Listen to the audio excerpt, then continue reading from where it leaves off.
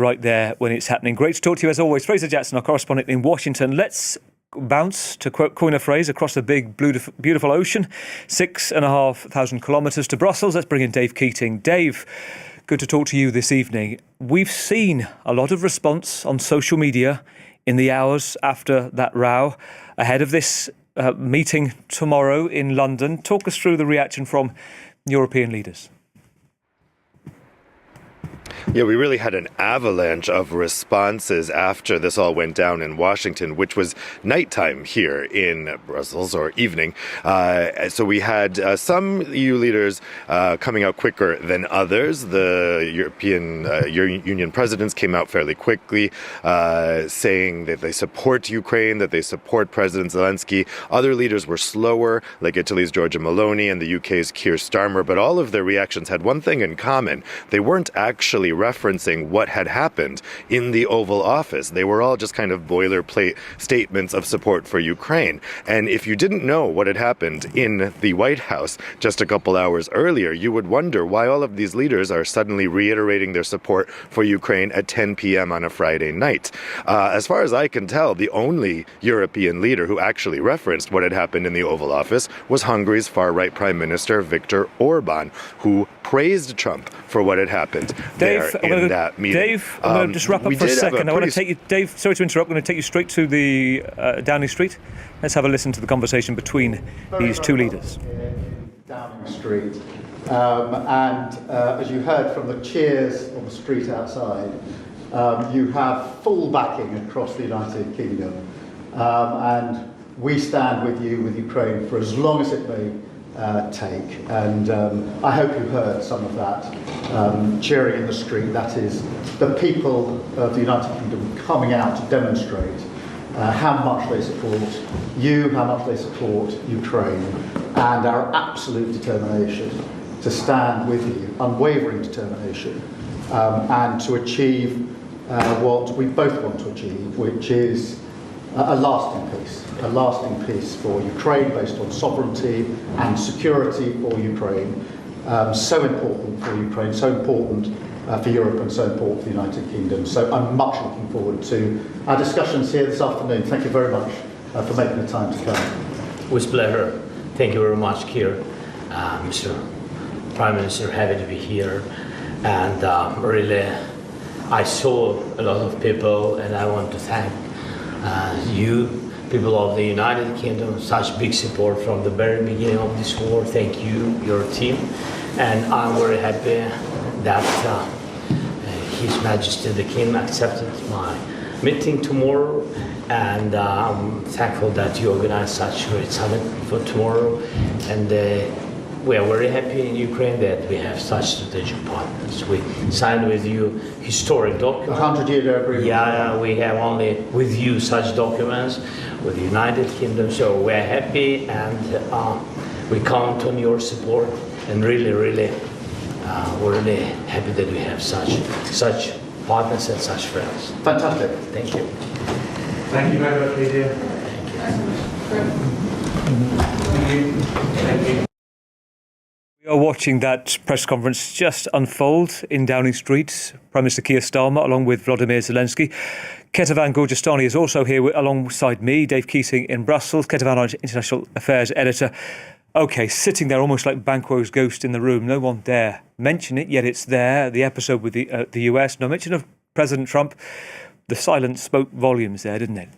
Yes, and I think this is usually what these type of meetings are supposed to be like. This speaks back to your point, Dave Keating, doesn't it? You're talking about all of those thank you messages, tweets. Nobody was mentioning what they were talking about, except for one. There was one voice, wasn't there? The Foreign Affairs Chief of the EU. Tell us about that.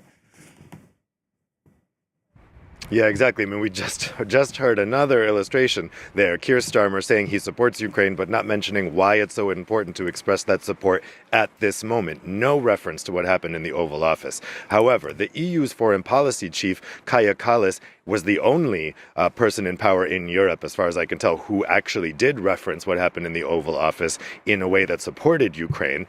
She said that the free world needs a new leader and that Europe should step up into that role. Now, I'm hearing today she's getting some pushback from national foreign ministers who she presides over for going past her remit, because this is a very difficult position. It was only created in 2009, and typically the national governments don't like it when this person goes ahead and says things without getting the consensus of all 27 countries first.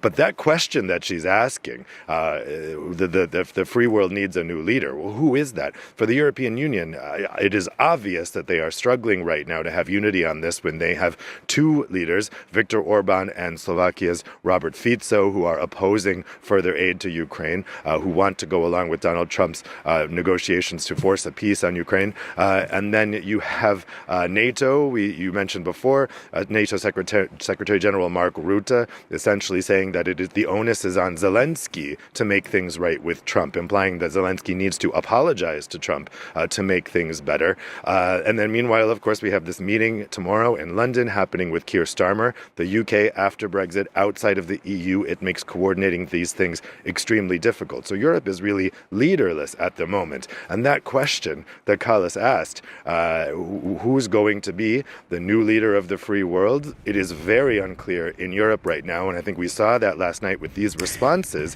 which, while having strength in numbers, did not really show a whole lot of political courage. That is fascinating. It also echoes, Dave, isn't it, going back to President Obama.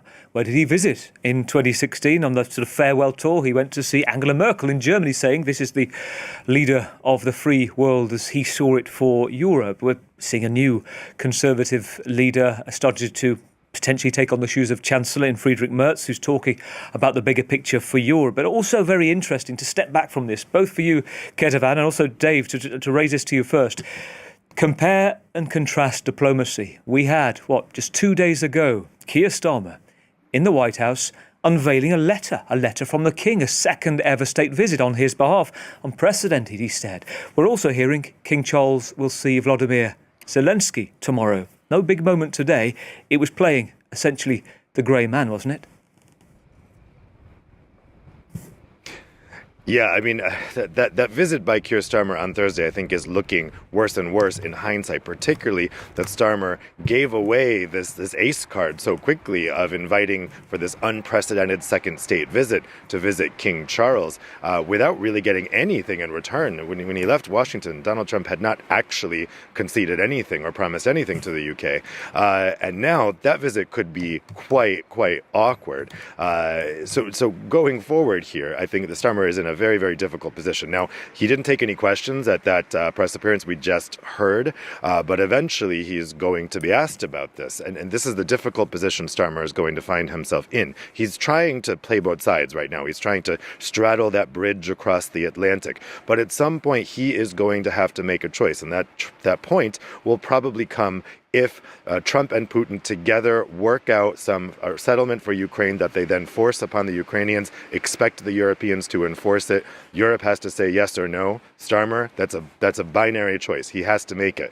So we'll see how he tries to thread this needle tomorrow when Zelenskyy and all the other European leaders are there. I'm curious to see if he's then going to come to this second emergency summit that's happening here in Brussels on Thursday, where Zelenskyy will also be there at that summit, but that's a European Union summit. And as I mentioned, comes with the huge complications of Orban and Fico, who have already said today, they put out statements saying that they will block resolutions on Ukraine in the Council. There are ways around that, which they may do. But clearly, the European Union is a difficult vehicle at the moment to be working through these things.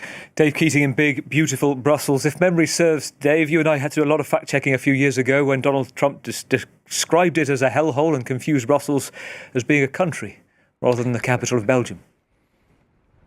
Good to talk to you. Yes, you remember it well. A lot of attention here. People still don't forget that. OK, Dave Keating, thank you. Let's cross back to Ketevan. Ketevan, one thing that's worth trying to clarify,